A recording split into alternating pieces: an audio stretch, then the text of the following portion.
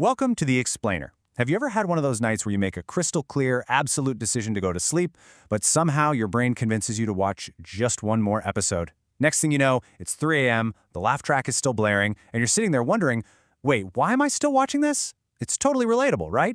But it actually brings up a really mind-bending concept. We are completely unaware of almost everything happening inside our own minds. Let's dive right into it. So who is actually in charge of your decisions? Are you really the author of your choices? We walk around all day feeling like this single, unified self, pulling all the levers behind the curtain. But the reality? Your brain is a complex, 3-pound machine packed with almost 90 billion neurons. And as we're about to see, that feeling of a single you calling the shots, well, it's a remarkably fragile illusion. Part 1. The Illusion of Control. Let's peel back the very first layer of this psychological mystery by looking at the totally bizarre medical phenomenon of sleepwalking.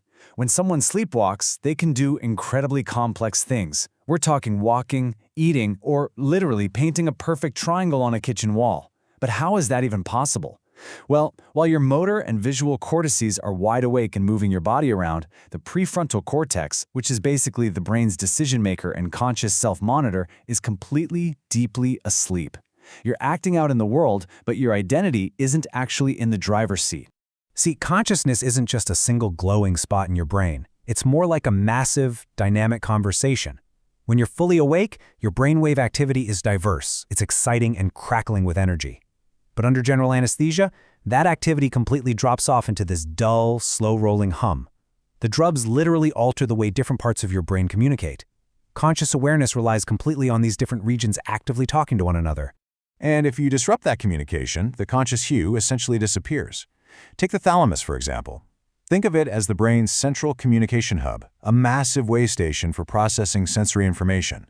Knocking out just this one major hub is enough to completely switch off a person's conscious experience, just like flipping a breaker switch in your house. Part 2. 2 minds, 1 brain. Okay, so we know consciousness needs communication, but what happens if you physically chop the bridge between the two halves of your brain? It creates this absolutely shocking paradox. Enter the corpus callosum. This is the thick bundle of nerve fibers acting as a superhighway between your left and right hemispheres. For a few patients with severe epilepsy, surgeons actually have to sever this connection to stop seizures from spreading. But by doing that, they unintentionally create a scenario where 2 entirely separated minds are living inside one skull. If you ask a split-brain patient to draw 2 different shapes at the exact same time, one with each hand, they do it flawlessly. Sometimes their left and right hands will literally fight each other over a puzzle piece, because each hand is taking orders from a totally disconnected mind. Crazy, right? To really wrap our heads around how wild this is, let's look at a famous experiment involving a split-brain patient named Joe. Researchers took Joe and flashed the word Texas exclusively to the left side of his visual field. Now, because of the crisscross way our vision is wired, that visual information travels strictly to the right hemisphere of his brain. But here's the massive catch. A human speech and language center, yeah, that's located over in the left hemisphere. So the researchers asked Joe, hey, what did you see? His talking left brain, completely confused, just says, I didn't see anything. But then, they ask him to draw what he saw using his left hand, which is controlled by that silent right hemisphere. And incredibly, his left hand draws a cowboy hat. The right hemisphere knew the secret prompt perfectly, it just couldn't speak. Meanwhile, the left hemisphere, the one doing the talking, was literally kept completely in the dark. As researchers put it, the brain is made of almost 90 billion neurons, but it produces this illusion that there's a single person inside our skulls. Just think about that for a second. The you that you feel you are every single day is really just pieced together by dozens of disconnected anatomical parts, all working in the dark, somehow managing to create this totally seamless mirage of a single identity. Part 3. Your emotional thermostat. But hey, it isn't just physical wiring that dictates what we do. The invisible ways that our emotions silently drive our supposedly rational decisions are just as powerful. Think of your brain kind of like a climate control system for your social life. The insula acts as your emotional thermometer. It's what detects those deep gut feelings, like that sharp pang of guilt when you think about doing something selfish. That emotional temperature reading is then sent up to the prefrontal cortex. The prefrontal cortex acts as the thermostat, regulating your behavior based on that feeling so you don't actually go through with hurting someone else. And if you need proof that your personality and your moral compass are tied to very vulnerable physical structures, we just have to look at the tragic, famous story of Phineas Gage. He was a railroad foreman until a horrifying gunpowder accident shot a 3-foot iron rod straight through his prefrontal cortex. Miraculously, he survived, his motor skills and memory were totally fine, but his emotional thermostat was utterly destroyed. He lost his social filter entirely, became incredibly profane, and alienated all his friends. The intangible, abstract things that made him him were wiped out by pure physical damage. Part 4. Ghosts in the Machine. So, okay, physical anatomy and our immediate emotions control us. We get that. But let's dive into an even deeper, frankly mind-blowing layer of unconscious influence. Did you know the traumatic experiences of your ancestors can physically alter your brain's biology today? Just look at Dr. Bianca Jones-Marlin's groundbreaking intergenerational trauma experiment. She exposed mice to the smell of almond while giving them a very mild shock. The mice's biology adapted rapidly. They literally grew extra receptors in their noses just to detect that almond danger smell. But here is the absolute jaw-dropping part. Their offspring were born with those exact same extra receptors, even though they had never ever experienced the shock themselves. Extreme environmental stress literally changed genetic expression across generations.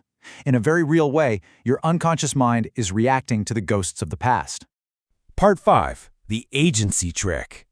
So if our biology, our severed brain halves, and our ancestors' trauma are all steering the ship, do we actually have free will?